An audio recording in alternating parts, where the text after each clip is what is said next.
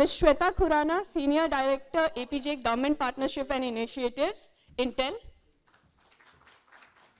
I request you all to please gather for a group photograph.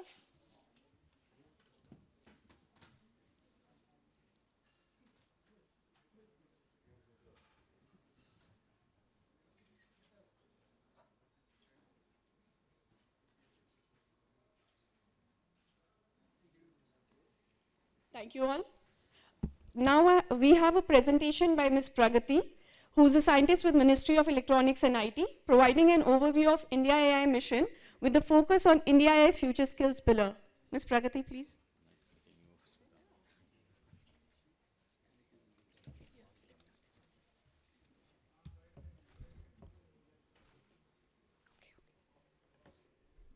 Good morning, everyone. It is my pleasure to welcome you all to this pivotal panel discussion on the India AI, empowering talent through AI education and skilling.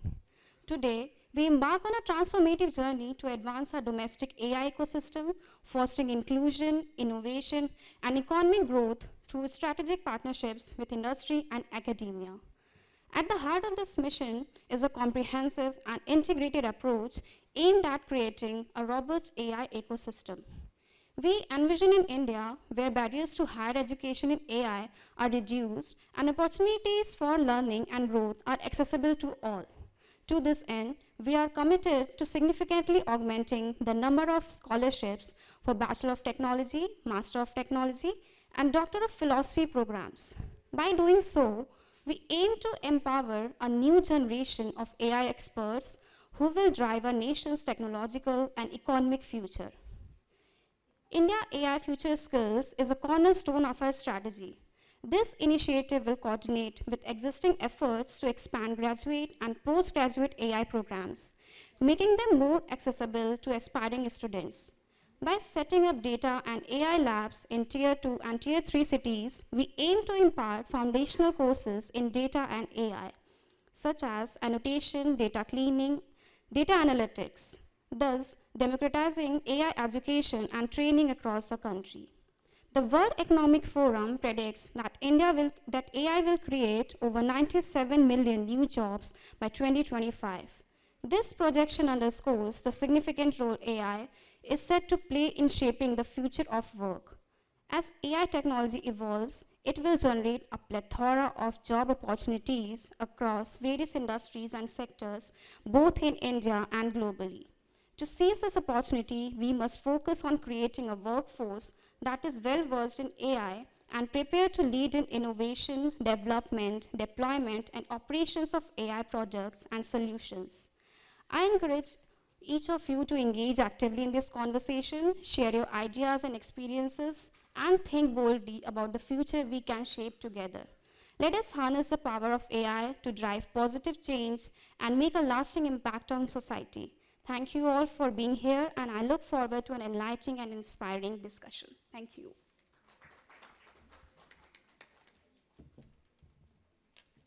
Thank you, Ms. Prakati, for that enlightenment. Now we would like to play a message from our keynote speaker, Professor T.G. Sitaraman, Chairman AICTE. Namaskar. Artificial intelligence is reshaping the future of humanity across nearly every industry. It's already the main driver of emerging technology, such as big data, robotics, and the Internet of Things. Generative AI, with tools like ChatGPT and AI art generators, has captured the mainstream attention and will continue to be a technological innovator for the foreseeable future. The demand for technical expertise in these areas is rapidly increasing, presenting a significant challenge, ensuring that the workforce of tomorrow is adequately trained to meet the demands of these emerging fields. This is where the role of technical education becomes pivotal. The integration of artificial intelligence in education is not just a technological shift, it's a revolutionary change offering a wide range of benefits. The future of Indian education in the context of AI presents exciting opportunities for innovation, personalized learning, and improved educational outcomes. However, it also poses challenges related to equity, ethics, and workforce readiness that must be proactively addressed by stakeholders in the education ecosystem. Continuous learning, upskilling, and reskilling are essential to sustaining in this rapidly changing world. Integrating an AI-based curriculum into the Indian educational system is very crucial to prevent potential misuse of AI and ensure it operates within the ethical and legal boundaries.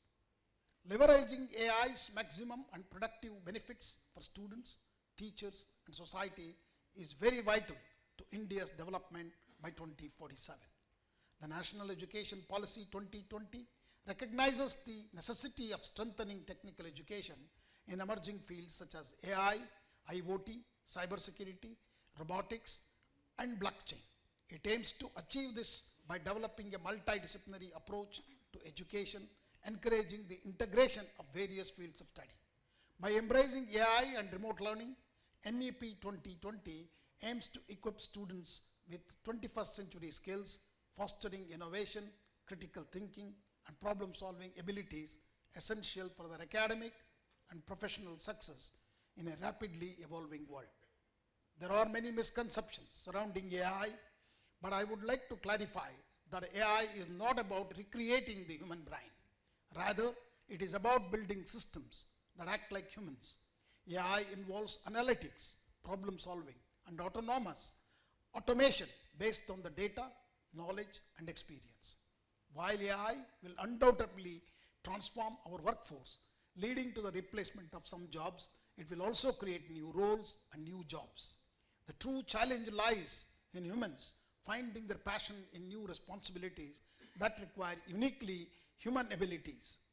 AI coupled with quantum computing will revolutionize the way we work and educate the masses, enabling unprecedented computational power and innovative learning methods. This powerful combination promises to transform industries and education systems, driving advancements and accessibility on a global scale. Statistics indicate that the AI market size is expected to reach $126 billion by 2030, with global job opportunities in AI projected to be 97 million by 2025. This clearly indicates that job opportunities for humans will continue to exist alongside AI advancements. Our goal should be to create a technically sound workforce equipped with advanced skill sets, ensuring we are ready for the future. At AICTE, we are taking numerous steps towards AI education and skilling. Skill and upskill our faculties. We have partnered with Geo Institute for a faculty development program on artificial intelligence and data science. We have introduced minor degree courses in emerging technologies like AI, IoT, and blockchain. Additionally, we have collaborated with international companies such as Meta, Cisco, Salesforce, IBM, Adobe, and Amazon to skill our youth in emerging technologies and provide them with job and internship opportunities. Our AI and machine learning Indian language translation tool, Anuvadini, is also an outstanding tool. This is in-house tool translates books, text, audio, and video into 14 different languages, providing real-time translation of lengthy books with exact formatting in different regional languages. All India Council for Technical Education's collaboration with APNA brought AICTE Career Portal, specifically designed for aspiring job seekers to offer them AI-based resume creation and real-time notifications for new opportunities. Thank you. Jai Hind, Jai Bharat. A wonderful keynote by Professor T.G. Sitaraman on the changing landscape of jobs in India. And now to guide us through the exciting and insightful session, I'm pleased to hand over the proceeding to Ms. Shweta Khurana. Ms. Khurana is responsible for driving strategic programs and initiatives with governments across Asia, Pacific, and Japan. Her present focus is on building public-private partnerships, programs to develop AI human capital. Ms. Khurana, up to you. Thank you so much. Is this better? Yeah. Thanks and good morning. And such a lovely morning. It's raining nice outside, but it's so nice to see all of you here. And a very warm welcome to all the panelists. I will quickly set the context and then we can get into discussions. So just to kind of talk about what India AI mission is kind of elaborating as on today. So India's #1 on the Standard Index of 2024 AI penetration. At the GitHub AI projects, we see India's been doing extremely well. We're just next to the United States. So our challenges when it really comes to AI skill development may be a little different from a lot of other nations. And when we talk about these challenges, right, specifically when we talk about demographic advantages, or we talk about cultural diversity, or we talk about economic diversity, today the idea is if all of us want to come together to build an AI-ready generation, and when I say all of us, I'm really talking about the industry, the public sector, and the civil society, coming together to pick up a lofty goal on how do we really build an AI-ready generation in India, there are 3 vectors we would like to focus during our course of discussion in the next 1 hour. One is going to be on how the future of work is really evolving. It's going to focus more on, the new era jobs which we hear today, which were not prevalent till now.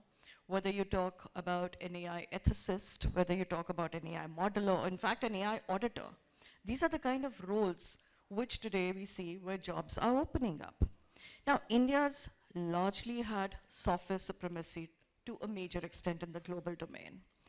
But given that we are moving into an entire environment of low code, no code, where AI literacy to AI knowledge creation can be a huge range of what the future of work jobs would entail. How do we get our youth ready to be a part of that? The second pillar is going to be really around the education system and how do we continue to make it relevant for employability. I still remember in 2020 when the National Education Policy was released and getting students from grade 8th to really understand what AI was all about and making it as a part or as a subject of study, like one would study biology or a chemistry, was role modeling how AI skills can be nurtured at a very young level. But given today what is happening is, and just this year, 250,000 students have given their class 10th board examinations in AI and scored extremely well. But then the question or the challenge which really faces us is, are we going to be facing an AI divide like we saw a digital divide in the last 2 decades? Because these are largely schools which have access to AI infrastructure and can go and build indigenous AI projects. Whereas most of the other schools, colleges may not have access to relevant infrastructure to be in a position to create and innovate or to build new knowledge on AI. Each one of us here is an AI consumer as we stand. Every student who has a smartphone in his or her hand is also an AI consumer. How do we really take them to become AI knowledge creators is the second part of the challenge statement. The third and the last part is how quickly our technology in AI is evolving. Just to keep pace with AI and then Gen AI and now agentic AI. So AI taking off its roots right from, as you rightly said, its standard itself, in the school education.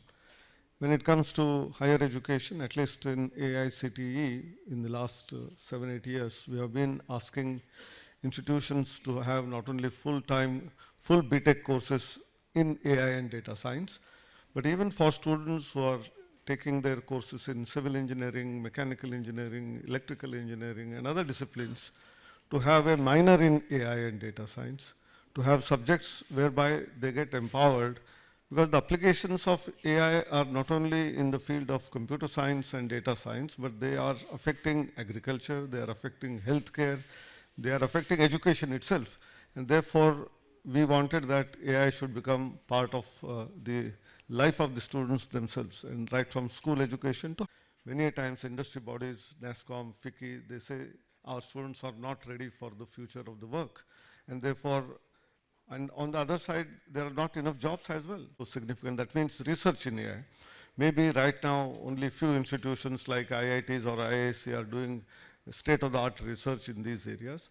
But India, with its biggest human capital, talent capital of the world, I'm sure, although we are talking about how do we empower our talent, they are naturally talented.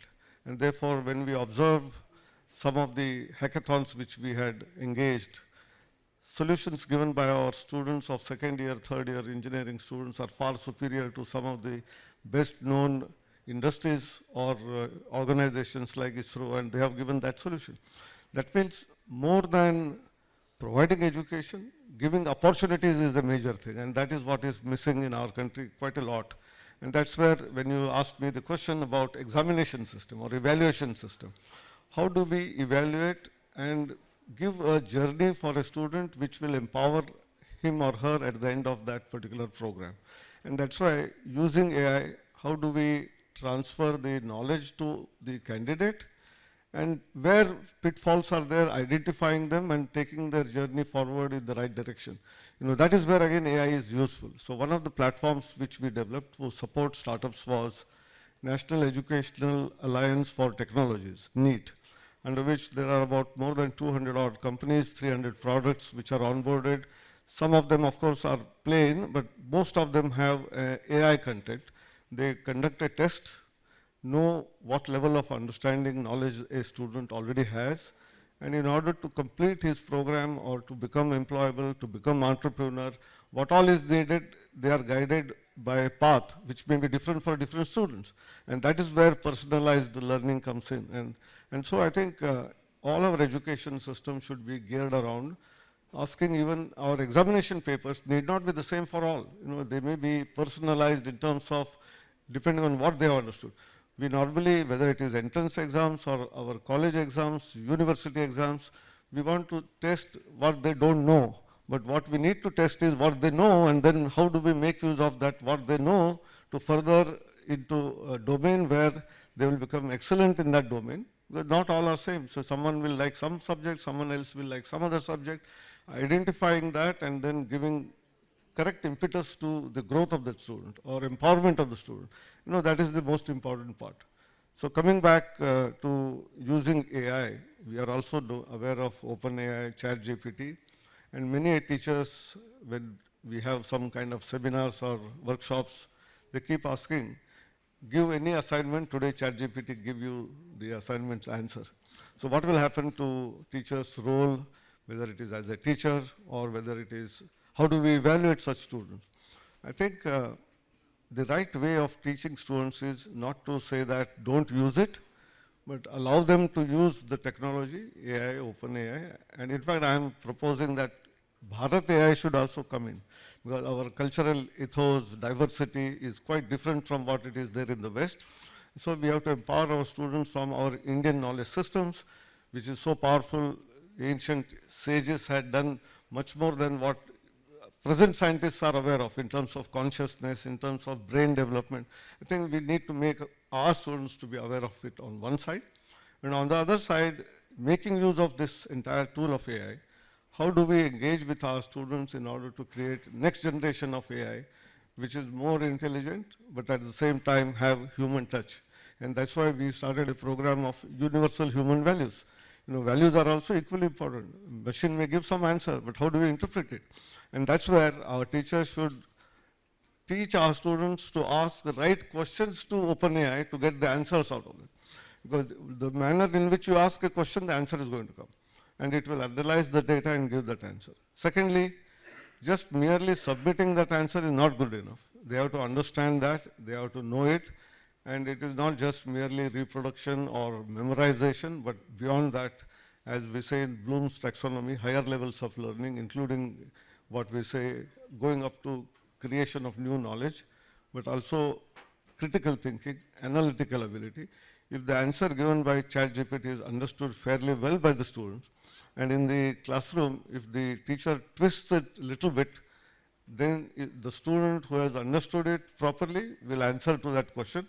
Otherwise, the student will fall flat.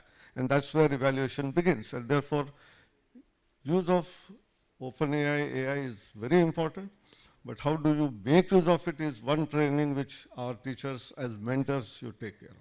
I think I will stop at this. Thank you very much. Rightly pointed out is the opportunity, and the very fact when you spoke about Bharat AI, that makes us extremely proud, because the integration of AI in education, for education, to improve educational outcomes, and to be able to assess in an independent, individualistic manner is actually the epitome of education, how we would really want to see it. So thank you so much for sharing your views.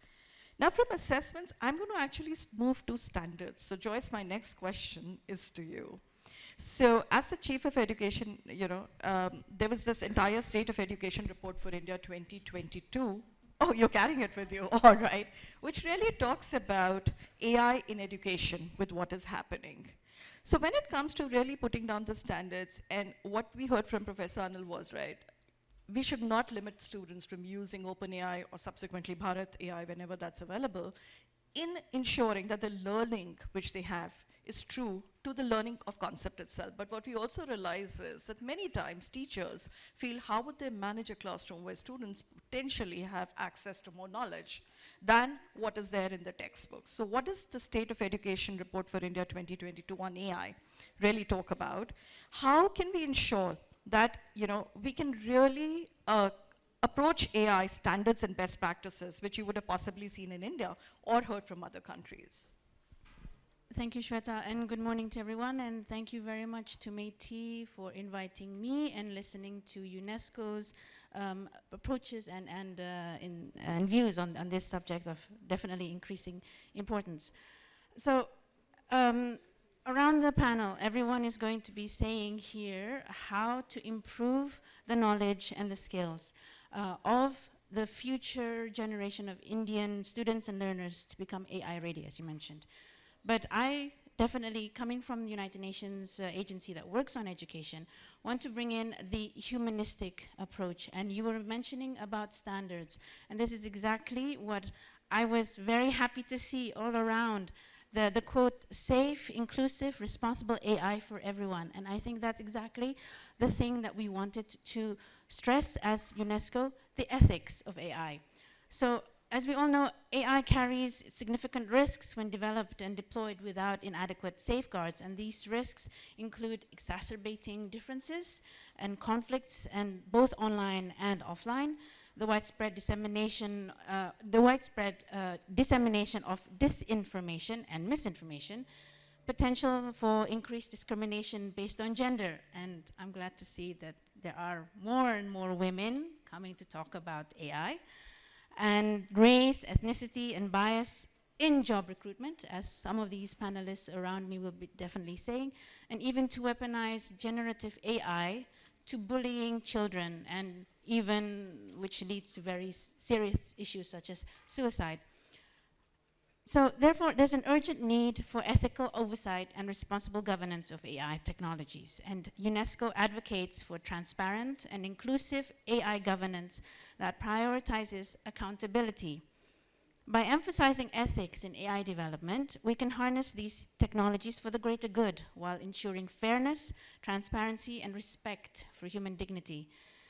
Ethics in AI is the cornerstone of talent development and skilling, because you have all of these very intelligent, very talented learners and students in AI, but we also need to emphasize the common good, and that artificial intelligence is supposed to contribute to.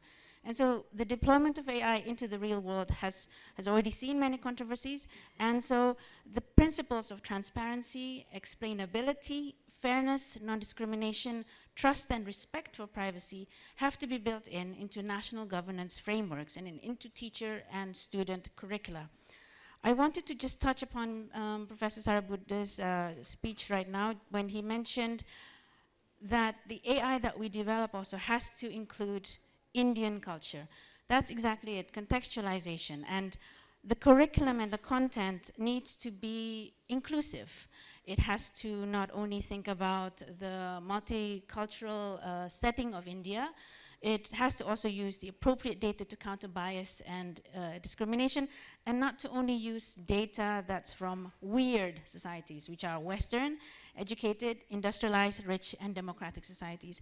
And all of these things, I'd like to say very happily, is that Intel and UNESCO actually worked 2 years ago to think about this in our documentation on AI in education. And I'm not plugging this, don't worry, it's open for the public. But these are some of just the standards, and UNESCO really wants to emphasize the ethical aspect of it. India is already part of the Global Partnership for AI. We are working together with India for the readiness assessment on AI, and I believe that India definitely is on its way to building a more holistic, inclusive, safe and responsible AI. Thank you.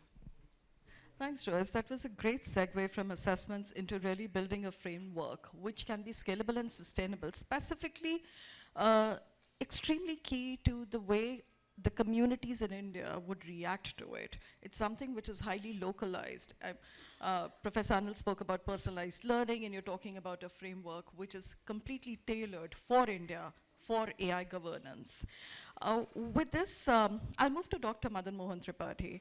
So, considering, given India's young population, we also talk about how you really need to build an AI mindset, skill sets, and create access to AI tool sets to create an AI-ready generation.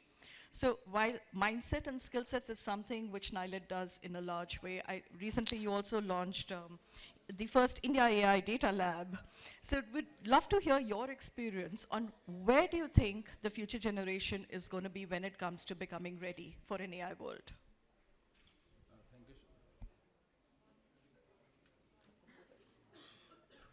Thank you, Sweta. Good morning, everyone. So if you talk about India, it's a huge population, and everybody needing the digital skills and AI skills. So a child from which is 10 years old to 70 years person needs some kind of digital skills and now AI skill. And that population is 100 crore in India. So it's a very complex thing, and the population is very diversified and situated in different parts of the country, which varies from highly urbanized location to the very rural part, and some hilly terrains where difficult to reach out many times. So in such kind of a scenario, creating a structure for skilling in AI, we will need a lot of things. Because as the speakers are saying that and we have seen many reports that AI is going to change the job profiles.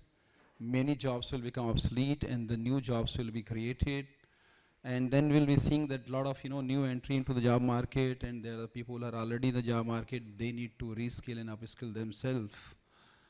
So if you combine all those things, very different kind of a structured is required in India. We have certain structures, like we have a national education policy now.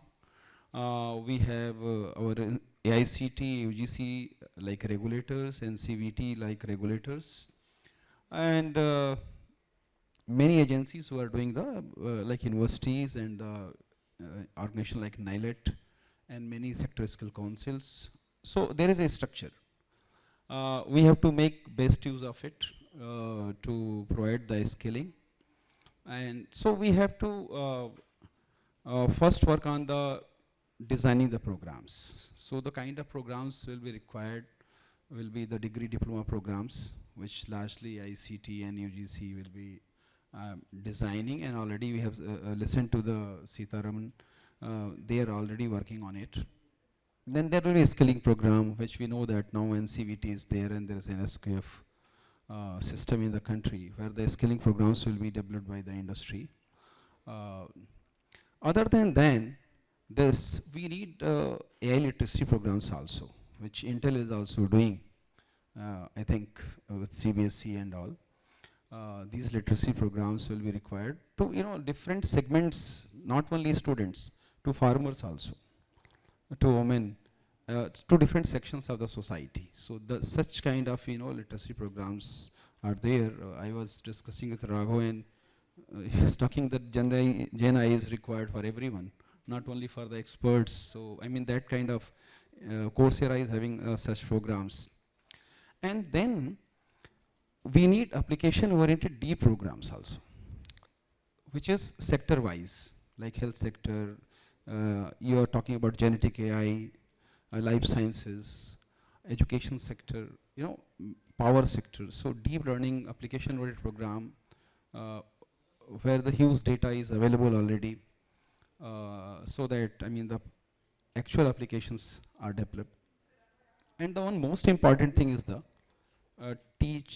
training of the teachers program, Because that's a real problem and real challenge today. When you are going for the AI education, if you do the gap analysis, the teaching gap analysis, that what teachers can support students, because there's a huge number to be trained in India. So massive numbers, and we really lack good teachers. So these are the programs. When you are structuring for India, the skilling program, the first thing is that generate different programs for different segments. And then comes the second part, that what kind of infrastructure will be required.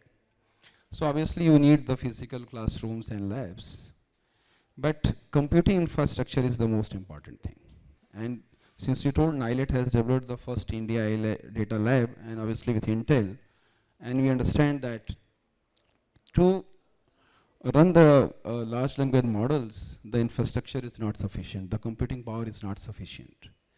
And MIT under the AI mission is already working on to create such a high computing networks. So that's one most crucial thing, that how to create the computing infrastructure in a distributed fashion, every part of the country, so it is accessible to all the students. Because today it is mostly accessible to the students in IITs or some institutions. But there are a lot of people, what sir was saying, that the important thing is the opportunity. There is a talent, but they should get the opportunity. So until unless there is availability of highest computing infrastructure in every part of the country, those talents will never be able to use it and generate the things. And the third thing which is important is the data repository. Because whenever you are talking about AI, if there is no data, how can you do? There is a lot of data government is having. Like NILET is doing agri census for the country. Next year we will having every data related to agriculture in the country. What is the cropping pattern? What is the irrigation pattern? How much, what seeds are grown, and every data we will be having. But it should be available to everyone to do the research, use it for development models. So government has to also create a data repository in a very structured fashion, what is publicly available to the people for using and training their models and all. And then you need a delivery structure also. So if you're talking about the structuring, so whenever there is a delivery models, even though for sometimes the physical classrooms will be needed, but largely the virtual platforms will help to deliver the programs. And these virtual platforms will be AI powered, because if they are not AI powered, it is not possible to do the justice. So we see so many platforms like Coursera and NEET, and a lot of integration, Future Skill Prime, and so many projects. NILET also has a virtual academy. So there are many platforms, but what I see, if in future if it can be integrated and restructured, then it will be much better. And these platforms should not only offer the technical programs, but it is also important, which others are saying, that you are creating a AI manpower, so it should have global use, not being used in India.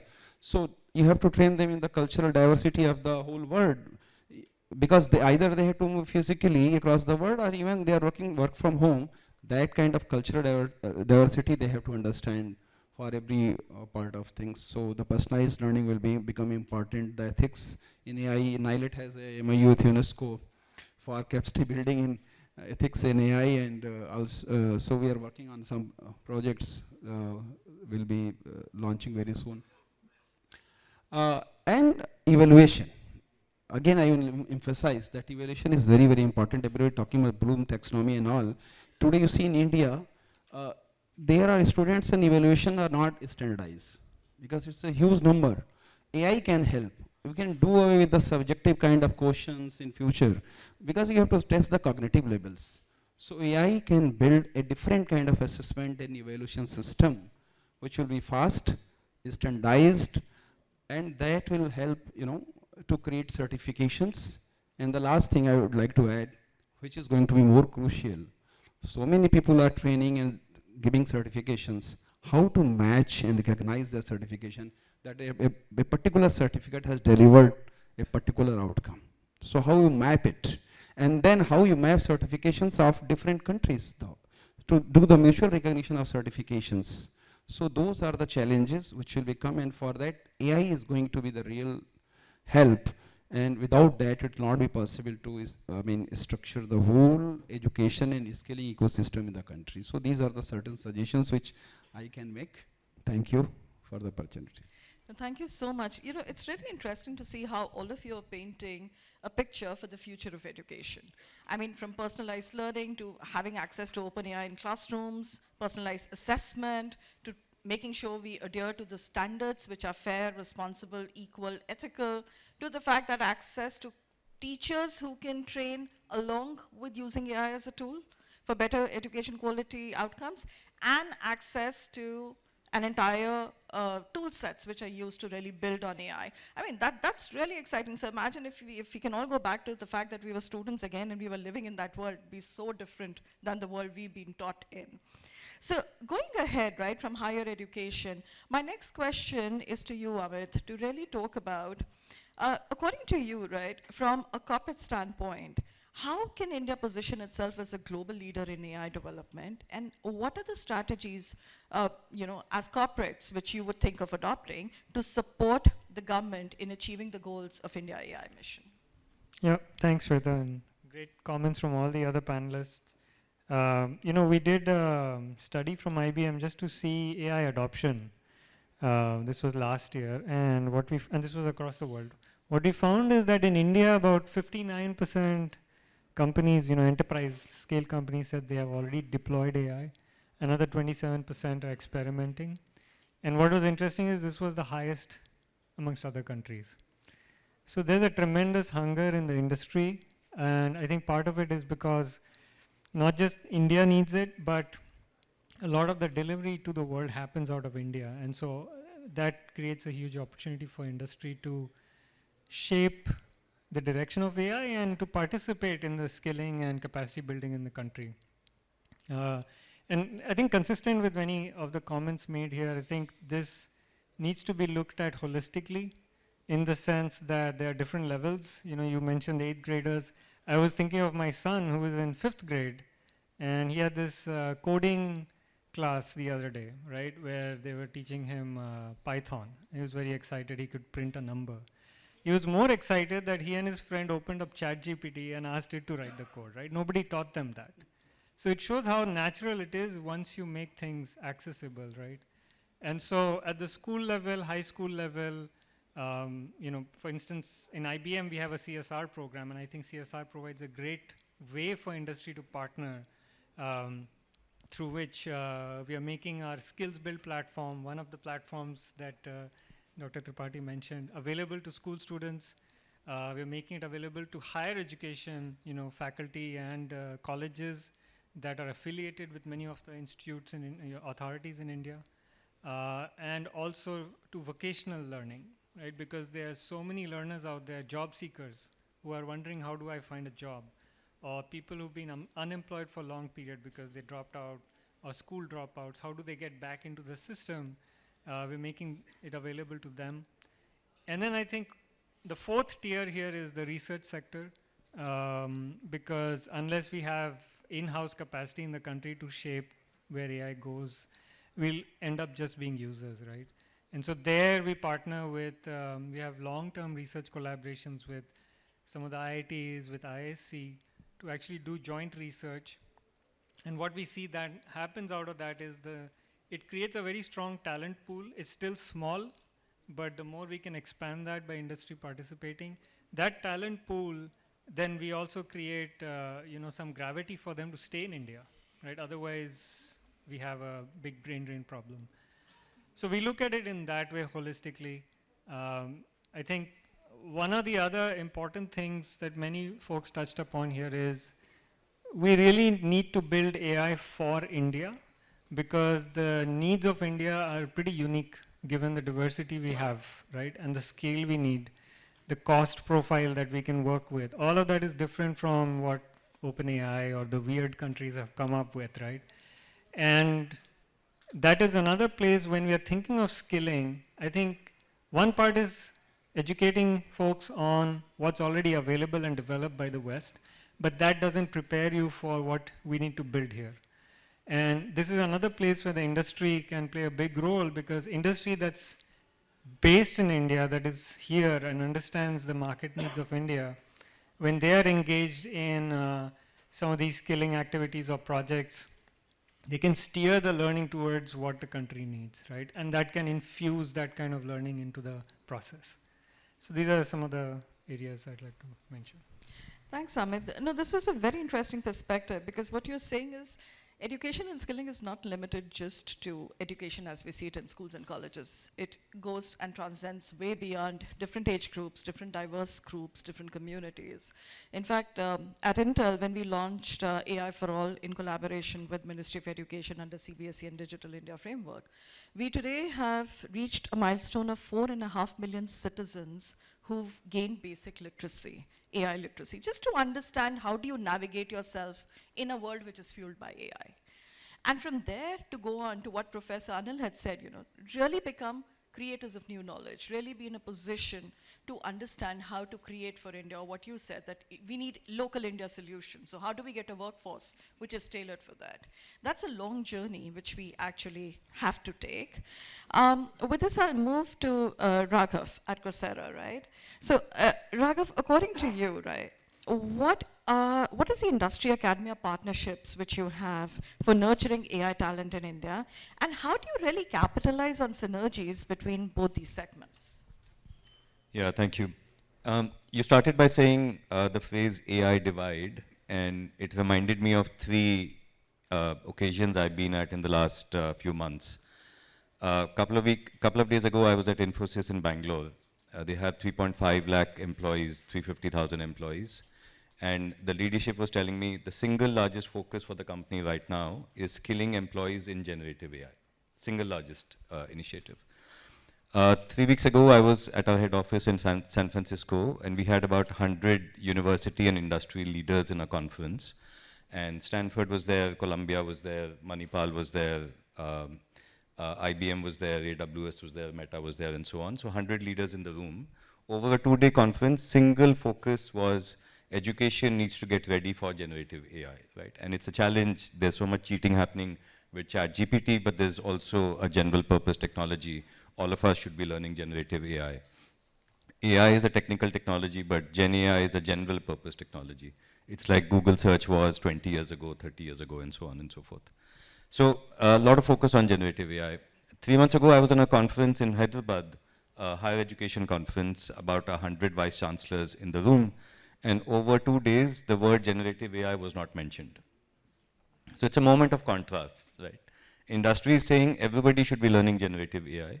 Some leading universities are saying, yes, AI, generative AI is extremely important. Let's bring that. And there are, at the same time, many institutions where this is not a conversation yet, because there isn't enough appreciation that this is going to change our world. It is already changing our world. You asked me specifically about industry, academia, collaboration. So far, there isn't enough faculty available in academia to be able to teach AI and generative AI. Not enough for the size and scale of our country. What we've done at Coursera so far is we've created about 300 courses. Many of these come from industry. So Google is teaching, IBM is teaching, deeplearning.ai is teaching. Some universities in India as well as in the West are teaching. So Vanderbilt University is teaching, IIT Guwahati is teaching, and so on and so forth. So we are seeing some of that. What we've seen so far is last year in India, every 3 minutes, and Coursera is a fairly sizable platform in India, about 25 million Indians come to Coursera to learn, 2.5 crore people. Last year, every 3 minutes, a person was coming and enrolling into a Gen AI course, every 3 minutes. This year, every minute, there's somebody coming and enrolling in a Gen AI course. So we are seeing definitely a lot of good momentum in learning on these courses. And you spoke about AI for everyone. There's a course called Generative AI for Everyone from Coursera's co-founder, which is the most popular. And for all of you in the room, if you haven't, one action item might be to go and check out that course. It's really wonderful. But what we're seeing is that there is definitely momentum in terms of learning, especially towards generative AI, given that it's a general purpose technology. but there's still a lot that needs to be done. In these 300 odd courses, 7 lakh enrollments have happened so far. Many of these are students who are in campuses in higher education. And 7 lakh is a nice large number, but then we have 4 crore students in India. So there's so much to be done. And what Dr. Tripathi was talking about, how do you reach so many students who are out there? Industry academia collaboration is extremely important. And what we've done so far is we've said, look, depending on who you are, you might need to learn different forms of generative AI. So if you're a general purpose user, generative AI for everyone is what you should be learning. If you're an academic leader, then Gen AI for academic leaders is what you should be learning. So how can generative AI come into your institution and help better with teaching and learning, help better with student experiences, and so on. And then finally, depending on what kind of a job role you're getting ready for, if you want to become a software developer, you will be a technical user of generative AI. But if you're doing an MBA and you want to become a digital marketer, that application of generative AI will be very, very different. And so we are seeing content related to that coming onto the platform and getting consumed as well. And then the last thing I'll mention is that IIT Guwahati launched a BSc in data science and AI on Coursera. It's an online program. And the idea is that for, getting into an IIT is, of course, getting into an IIT, not everybody gets to do that. But to increase access to AI-related education to everybody around the country who can come to the platform and take an online course is what a top institution in the country is doing as well. So still, a situation of contrast, like I started out by saying, but lots of good momentum already so far. Thanks. Again, that's an interesting aspect because technology is evolving. Adoption of technology in the industry is evolving. So eventually, democratization of AI skills across all different user profiles, different age groups is equally important. So thank you for sharing the contrast with us. You also spoke about how do you really kind of align with the profile which any person carries and what are the skills required to upskill themselves. So I'm going to move then to Mr. Prakash Kumar from Wadhwani Government Digital Transformation. So what is the upskilling which you see in the public sector? How are government officials today really, kind of keeping pace with what is happening? And how do you see, what's the vision which you've seen from them to make the education system more forward-looking, to keep pace with the evolving technology as well as the evolving skill sets which are required? Thank you, Sweta. What we started 2.5 years ago was to skill government officials on AI and machine learning, and largely it was classroom-based. And then we realized that no, we are not able to reach large number of people. And we switched over whatever we are teaching in classroom in a 2-day course on one subject, like Introduction to Emerging Technologies or Data-Driven Decision Making, AI for Digital Transformation. We converted them to online courses, put it on iGot. And I'm happy to share here that out of 3.6 million government officials who are there, 360,000, 10% of them have completed one course, which is Introduction to Emerging Technologies. Generative AI came November last year. By March, we had already put one course on generative AI on iGot. And things are changing so fast that we had to put another version last month. Because then what do we teach? So how are our courses different from what my friend Abid does? So, Raghav does. So what we do there is to put use cases from the government, how it has been applied in agriculture or in health or education, etc., and then tell them about what the technology is behind and how it is used. So that they are not burdened with coding or understanding complex things, but they understand application. And that's our intent when we started this course at the behest of Government of India.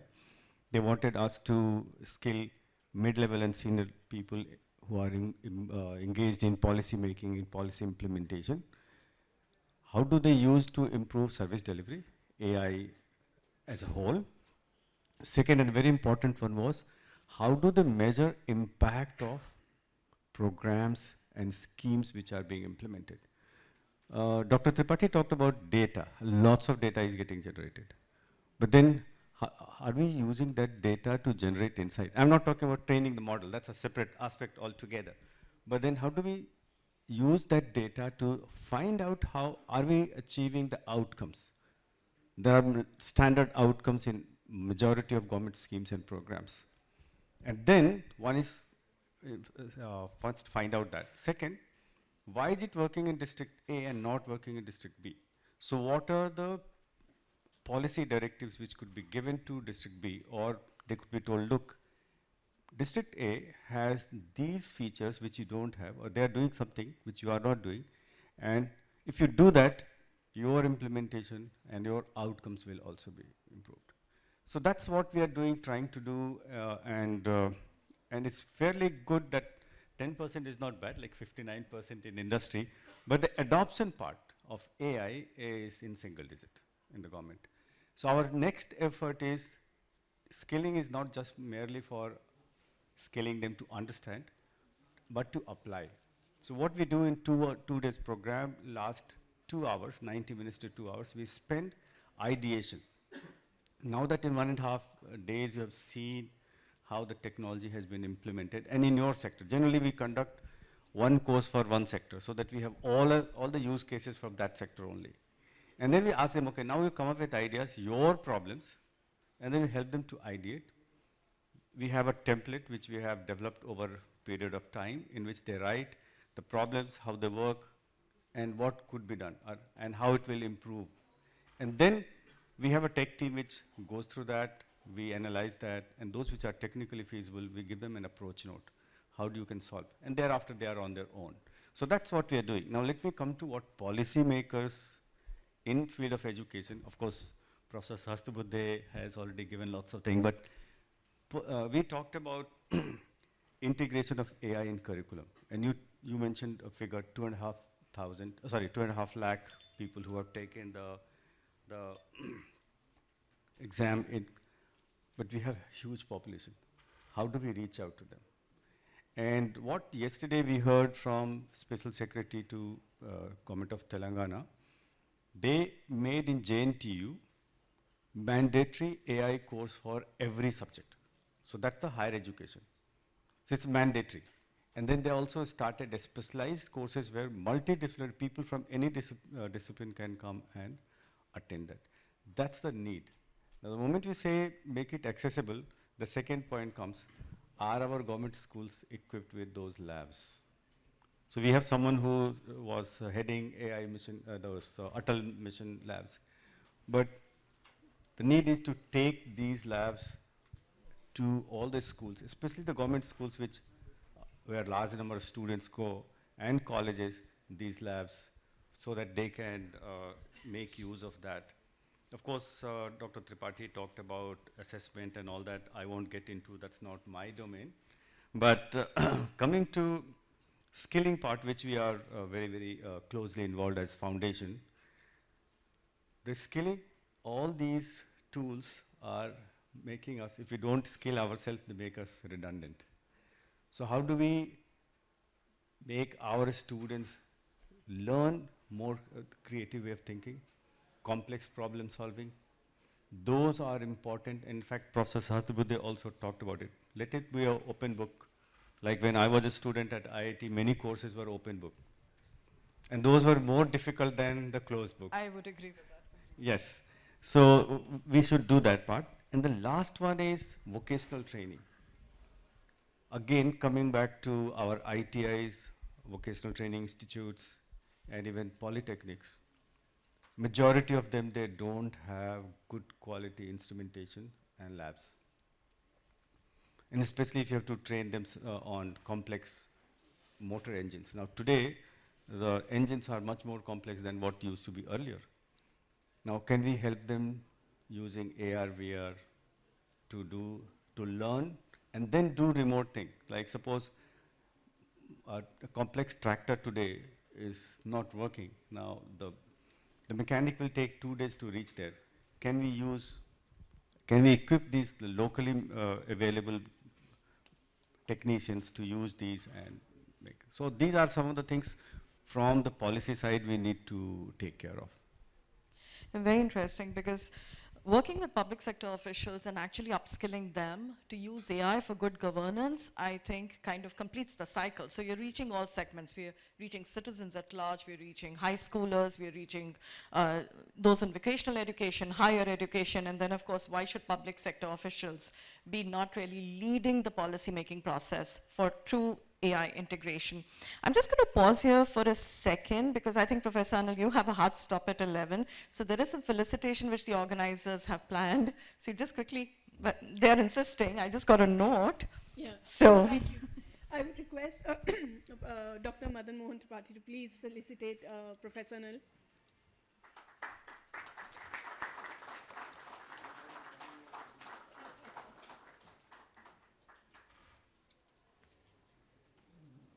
Thank you, Professor Anil, for your insightful words on empowering students and personalized learnings.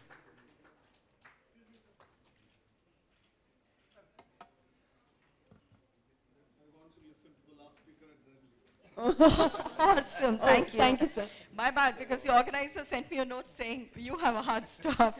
All right, so Amit, now we are.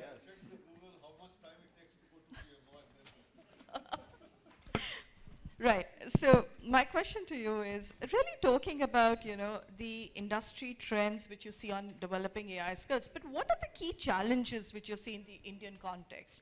We've heard all the speakers, we've heard how they address different segments, different audience profiles, contextual to the way they should be upskilling themselves. So over to you. Yeah, and that's the beauty of being the last speaker. Because now I have to generate some points which has been, because many of the points have been already taken by all the esteemed speakers. So to generate those points, let me ask a question to you, to audience. How many of you think that a spoon can be used as a knife? Did you get the question?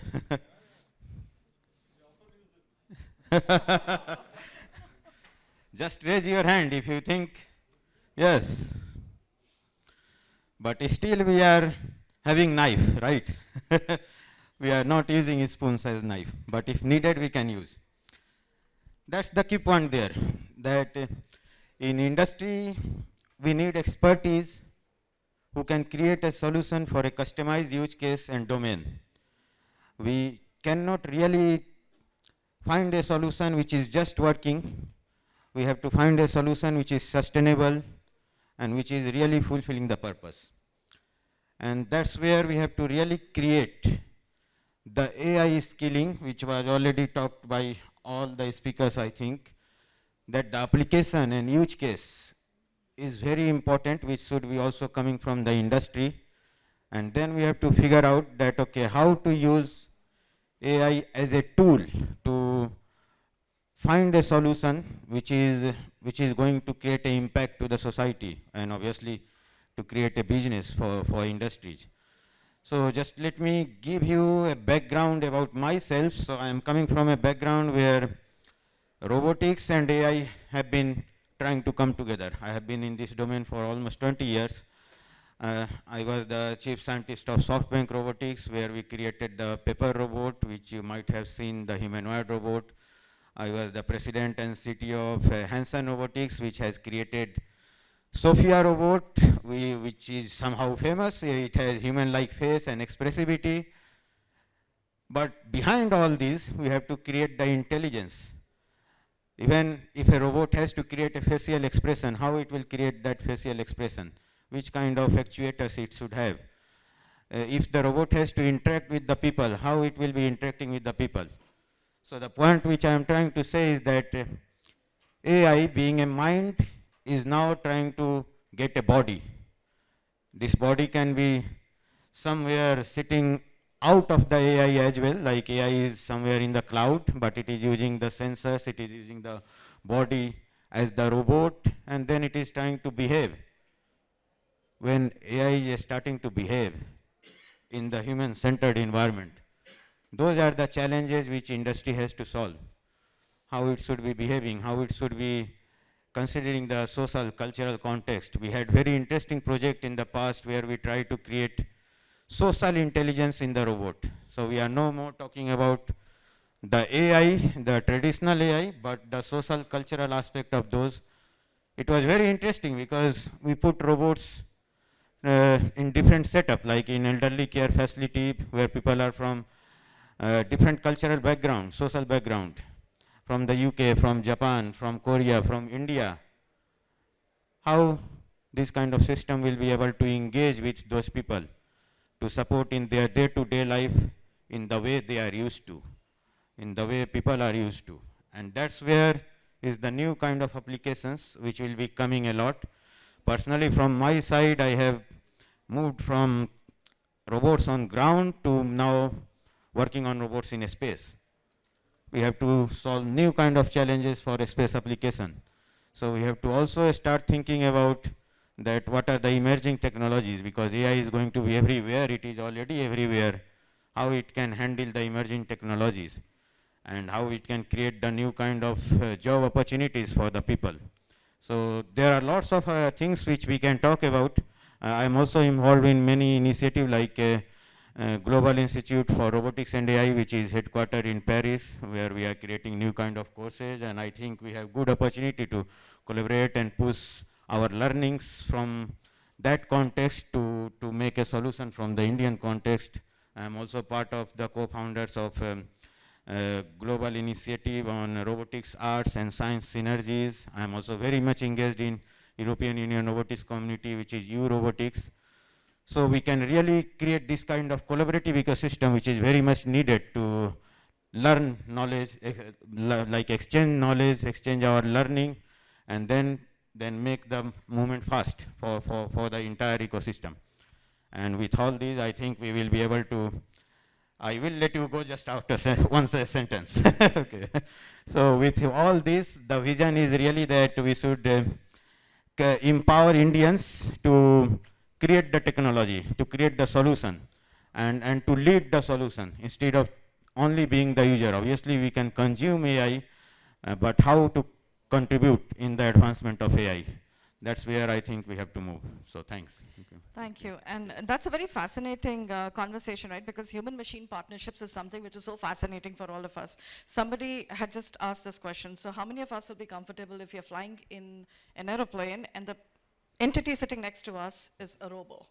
Will you be comfortable taking the flight or not? But that's just for us to think. Professor Anil, before we let you go, one sentence, if you have a wish list on what the future of AI in education, how do you build an AI-ready India? What would that one wish be? So I think we have a great vision. We can be the future AI capital of the world. That should be the motto, and it's possible. We should start from the school, as I said, from the 5th standard. There are students of 1st standard doing programming, forget about 5th standard. I think that is India's strength. Let us use it, that's all. Thank you very much. Thank you so much. Just to continue this one wish before I open it for questions to the public. Thank you so much. Thank you. So if we can just kind of go around the panel. If you are given one wish, what would you change to really build an AI-ready India when it comes to the future generation? I would say every child and learner across India has access to what they need and the curiosity that they need to use. Thank you. So let them do the part from the consumer and industry side. The government, at least everyone should be aware and they should adopt it fully, because if you don't do it, we'll be left behind.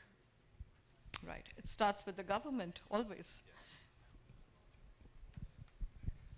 I'd say it starts with the self. I think instead of thinking students should learn it, faculty should learn it, somebody else should learn it, I'd encourage everybody to say, do I know generative AI? Do I know AI? Have I built my own skills? Start with that. That's always a good starting point. Fantastic. Lifelong learning. So we all should get onto that train if we haven't already. I would say an ethical and sustainable AI, which would then include the different cultural aspects, different contextualized issues of being an Indian citizen for the future as well as for now, and to include all sectors of society, including women, including those that are in the less abled societies, and of course, again, like I said, ethical and responsible and sustainable AI. Thanks, Joyce, because if you want to live in a world which is fueled by AI better than the world we live in today, inclusion is most important and paramount. Yeah, I would like to, collaborate with everyone and bring all these initiatives to the lowest level in the country. That is what is the most important, to provide the equal opportunity to everyone so that they can participate and contribute to the AI development. That's a great vision, because certainly we don't want to see an AI divide like we've seen with the ICT divide, right? The digital divide has taken us almost 2 decades to reach where we are today. And an AI divide is not where we want to repeat that cycle. Yes, so for me, I think we have to at least tell our young generation that 1 plus 1 is not equal to 2. It is more than 2. And that's where the cross-disciplinary aspect of AI should be more visible, that AI is really becoming multidisciplinary, cross-disciplinary, and it is no more a technology. Everyone can contribute, even if you have background from psychology, sociology, or from where you are coming. So people should be encouraged to jump into this by seeing the multidisciplinary nature of this. Okay. Thank you. And now we open it to the audience. Any questions from the audience? We can start with you, and then there are a couple of hands here.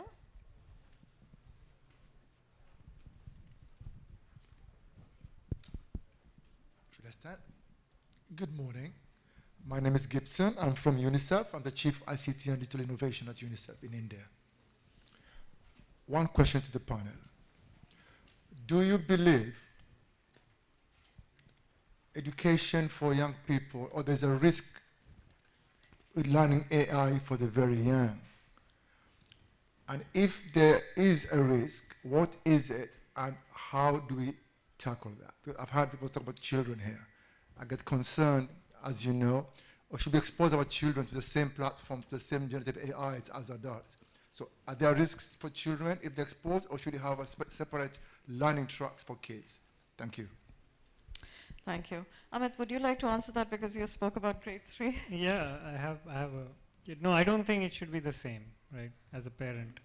I do think, however, that the learning potential that AI provides for the little kids can be used. So it's not about learning AI, but it's learning better with AI. And in that process, if they become comfortable to understand what AI can do, what it should do, should not do, and grow with it, I think that can be powerful. But it needs to be curated. It cannot be the same thing that, say, middle schoolers or adults are looking at. Thanks. Raghav, do you want to add something at Coursera? Do you have young learners as well?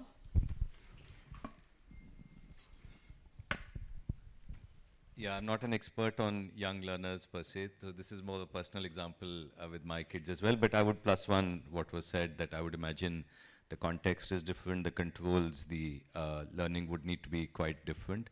I do think there are lots of opportunities for young learners to benefit from what this technology can bring to them, but the context needs to be different for sure. Thanks. And I'll just quickly add to that is there's also a walled garden approach which we normally take with young learners. Because it is being facilitated by the teacher, by a human teacher at the end of the day, I guess it will be delivered in a way which is easy for them to assimilate. But I completely agree with what both of them said. They cannot be excluded from the environment, because that's an environment which they've grown into. Thank you.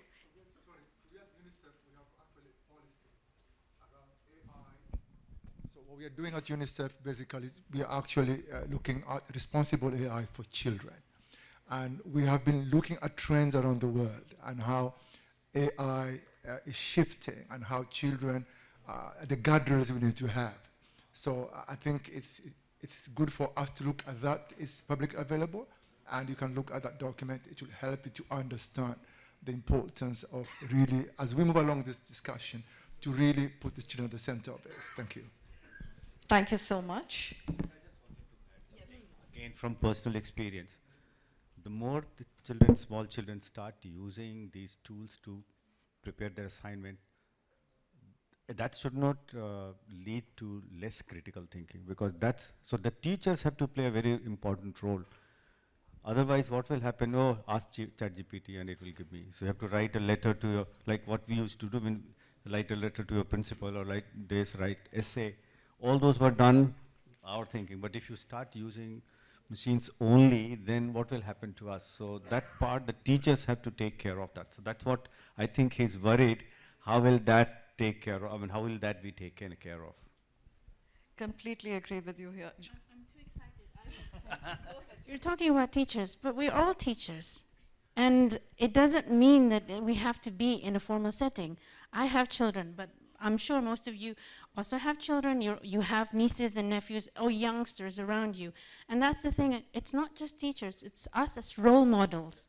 Because my twins, they role model me and my husband. And the things that they say come back and I'm like shocked. Oh dear, did I actually say that? So what more about generative AI? If they look at us, the youngsters, children at early stages, how do we use AI? Be it Google, simple Google AI, things like that. It also depends on what we are giving them as role models, and that is also as important as the information that is found from AI. Thank you. Thanks, Joyce. And just to quickly sum up this discussion, because this is a question which kind of fascinates a lot of education systems around the world. What is the right age where you should introduce AI to students in a given environment? Teachers themselves are building lesson plans today, integrating AI as part of the learning process. How do I teach an English poem better using an AI tool? Now, the student may not know the AI tool, may not even know what's at the back end of the AI tool, but just to use the tool to improve learning outcome is something. And if you go online, Diksha, you would see almost like 250 odd lesson plans, which are very well integrated with subject education teaching for younger classes. Another question from the room? Yes, please. Good morning, good morning to the panel. So my question was specifically for Anil sir, but for the panel also. I am a engineering student, third year, and I am pursuing BTech in Artificial Intelligence and Data Science. Like these programs were started in 2020 by AICT, and I am from one of the first batches, pursuing it from GGS IPU Delhi. So the primary challenges which we face during our higher education is like for even training a basic CNN or a AI model, we hit the limitation of the GPUs. For even using a basic Google Colab model, you have to make a lot of effort. You may use i7, i5 PC, but it still hangs. So I would like to request the panel, the government should introduce some kind of a scheme for the students so that we can at least train our models or even do basic experiments with the GPUs. Ma'am, my second question is, request is to the panel, despite the government of India introducing data.gov.in, there is a lot of public data available, still it is very, very less as compared to the European data models like the US, Europe, and due to that, even if we train our model on those data points, our model is not effective in India because the data is not from India. For even basic collaborations, we have to go to AIMS, in Delhi University there is a Patel chest for even basic X-ray photos because the time it takes nearly 6 months to 8 months to get even basic approval from the university. So even if I am just saying that the data could be privacy treated and it could be made available to the students. Ma'am, my third issue. Okay, can you go with two because a lot of hands up. Ma'am, last thing. Ma'am, the third issue which we face in all our faculty is from CSE. And what they do is that they take a 6 months NPTEL course, they take a 6 months IBM course, Coursera course, and they teach us. But the issue which we face is that the quality of the courses is not that good after the NPTEL courses. Okay, get it. So, Dr. Tripathi, do you want to first talk about the first question, access to GPUs? Actually, your concerns are very genuine, even first two concerns. So I also talked about that. So it's important that all the data which can be made public should be placed in a single repository which is accessible to everyone. Because I'm also a professor, so I find that getting data from any government institution is a hard task. You don't get, in the name of privacy, you don't get, whether really it is private or not, but you don't get it. So for students and researchers, it's a real problem. So that government can only address, and will certainly recommend. And under AI mission, I think for computation, a lot of infrastructure is being created now. Intel is also creating this IndiaAI data lab in Delhi, in Nilet. You can come to Kalkar, we can help you. And we are creating 27 more now in India, which will be hub for such kind of trainings. And then it will again spread out to 137 more institutions. So in a very structured way, in hub and spoke model. But it will take some time. And it's a real challenge. And if you are computing power you are taking online, that cost is very, very high. So maybe some industry can support with CSR to the students for your university can approach to get, such things. Actually, DST has some schemes which you can apply for to get it at a lower cost. So that's another possibility. Your third question, let me just kind of put it at ease by saying that computational thinking, algorithmic thinking are skills which the teachers are learning. Like all of us are learning, they're also learning these skills. So I'm sure teacher quality, you would see an improvement there. Go ahead. Yeah, and I spoke a little bit about how in emerging technologies, AI, Gen AI, it is a challenge to get high quality faculty. What we see many campuses do in the country, and now, as a part of NEP, National Credit Framework, this is allowed as well, is a campus says, look, I'll take a 3-credit course from IBM or from another university on Coursera, make it available to students. Faculty play the role of a mentor as opposed to trying to teach that course. And then the campus does assessments during the semester at the end of the semester. And that works out to be a fairly good experience. So that's what we've seen some campuses do, but there's a lot more to be done in this space. Okay, so I did have a limit of asking 3 questions. You've already asked 3 in 1, and I compliment you for that. But maybe over tea, you can catch hold of anybody, and we can address so Sweta, that. just about the data.go. Here. Yeah. So, in fact, under this mission itself, the government is going to place, in fact, they've already started placing people, data officers in every ministry. And the job is to categorize the data to help the data owners. Generally, joint secretary rank officers are data owners. To help them to categorize into 3. What can we straightway put in the public domain? Second, where you need some permission. And third, which you cannot put and cannot share. Now, what happens, the administrators who are not trained, they find it difficult. They always have a fear, what will happen if something leaks out? And especially after DPDP Act, people are very, very careful. Because the fines are huge. So they don't want to do it. So that's what Abhishek and his team is doing to help the ministries to do that. And hopefully with that, we'll have more data on data.go. In fact, I also suffer because when our trainees who are government officials, they want to do a project, they don't get data. So that's the thing which is being done by METI. I thought I'll just inform everyone here. No, thanks. Thanks for sharing that. So trust me, everybody on the panel feels your pain points. And yes, we will include it in the recommendations. One last question before we wind up. I can see a hand there. Sorry. Yeah. Oh. Okay. No, so one question which is really like I have been using AI from last 1 year when it came. So one thing which I am observing in my industry, I am part of Hewlett Packard Enterprise. So the logical thinking, I think if everybody start relying on Gen AI, on asking any questions, like if even my intern joined and I asked him to write a program, so he just get it ready, a Python program in just like couple of hours. So then I had to tell him that, see, if you are using Gen AI, you are getting the answer, but then logical thinking is not happening at that point. Logical, analytical, and critical, all these three things are actually coming at a stall because they have got something which is offering them a kind of a close answer, and now they have stopped thinking. So do you think that this is a problem in your, like, whatever domain you are interacting with young individuals? Like I felt that I had to tell them that you explore this in the internet so that you come to know 10 ways it will not work, so that you are already aware that, okay, this is not going to work, this is not going to work, and that way you have developed your logical thinking of 10 approaches by which it will not work. So that's how I promote in my way. So what is your thoughts in promoting that if at all we start using Gen AI, relying a lot, then all these new generations and even the generation who has joined our industry in IT, I see that as a problem, that logical thinking. They just want ready answer, and they are getting the answer and then not working with SMEs to get it done. Okay, you want to go ahead first, Raghav, and then maybe Amit in your role as a CTO.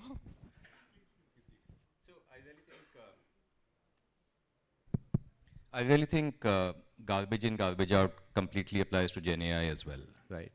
And I'm building my own personal skills. I've taken a course called Generative AI for CEOs, a leadership handbook. The instructor tells you there are 3 levels of usage of basic ChatGPT. What you described is basic query mode. You ask it to write a simple thing, it will give you a simple answer. But if you want to really leverage the power of this technology, the second level is called context enhanced mode, where you feed in context into the generative AI, you tell it what you're trying to achieve, and then you ask it questions. It will give you a much more relevant answer for what you're trying to achieve. But the third level is what the instructor calls thought partner mode. Can you use generative AI to be your thought partner, to actually enhance your thinking? What all of us do in daily life, right? When we are trying to think about something, we possibly speak to family members, to friends, to colleagues, and we sharpen our thinking by being able to do that. Generative AI has the power of the internet sitting in it, where it can really help you sharpen your thinking, and it can become a thought partner to you. It's a matter of building your own skills and saying, am I thinking at a basic query mode? Am I thinking at a context enhanced mode? Am I thinking at a thought partner mode? This is where the learning needs to come in, because the easy way to use generative AI is, I'm going to Singapore for 1 week, write me an itinerary for a holiday with my family, right? That's the easy part of it, which is where I think garbage in, garbage out completely applies to this technology as well. So it's a matter of how we use it, pretty much. That's great advice. Amit? Yeah, I won't say that I don't share your concern, right? It's there, but I think it's there because we have been doing things in a particular way and expecting a certain kind of skill from our workforce, which is at that level. Given a problem, solve it. I think we need to evolve towards a place where it's curiosity-driven, continuous learning and continuous creativity in the technical domain also. What do I mean? Why should we limit the skill of our early career hires to writing these single Python programs? It's there because that's all you can do in a certain amount of time today.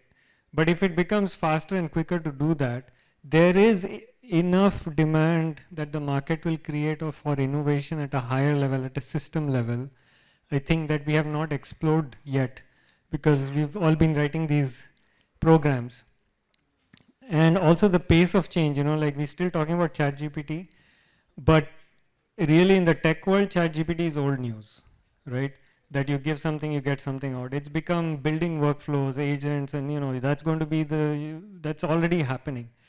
And so the skill now needed is to be able to constantly build on top of these and innovate on top of these, which is a new kind of logical thinking than the coding logical thinking on which we have built such a big software industry, right? So it is difficult to go into that paradigm, but that is how we have to, it's pushing us to go in that direction. Thank you so much. I am sorry we are already out of time, but just feel free to engage once we step out. I'm going to feel very bad by saying no to questions, because I love it when the audience asks questions.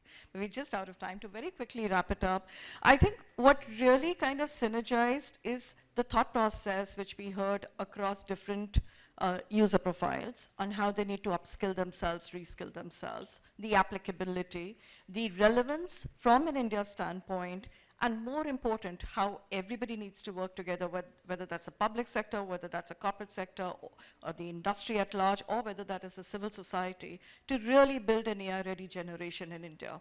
There's a lot of efforts which need to go in that space. There are a lot of efforts where we will have challenges, not to say, but I think the vision which everybody shared, or the wish list which all the speakers on the panel really shared as to what would they want to do or see to get that vision into reality was really critical. So thank you so much, and a huge thank you to the audience for your participation as well.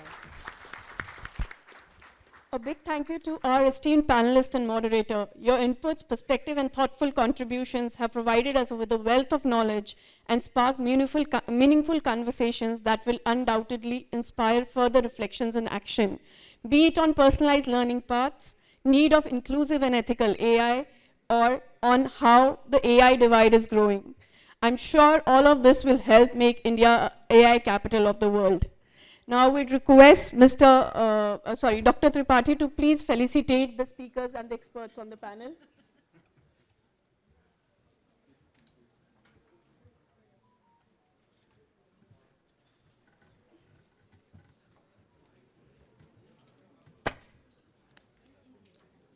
I would also request the panelists to please stay in the room for a quick interaction with our social media team.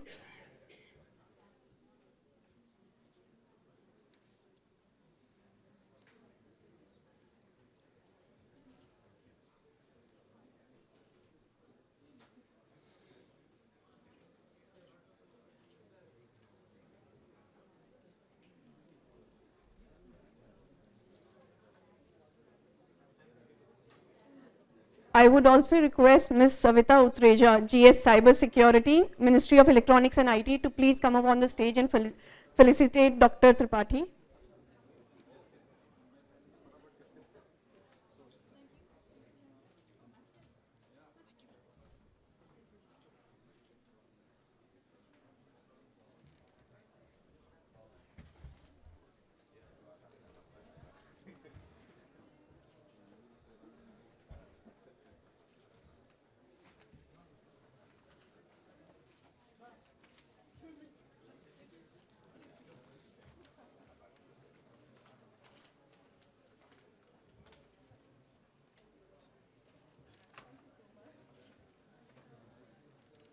Please.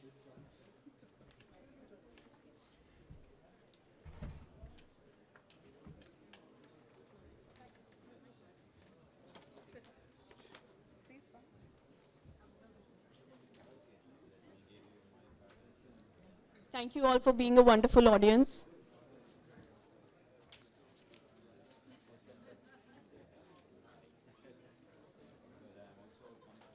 Thank you.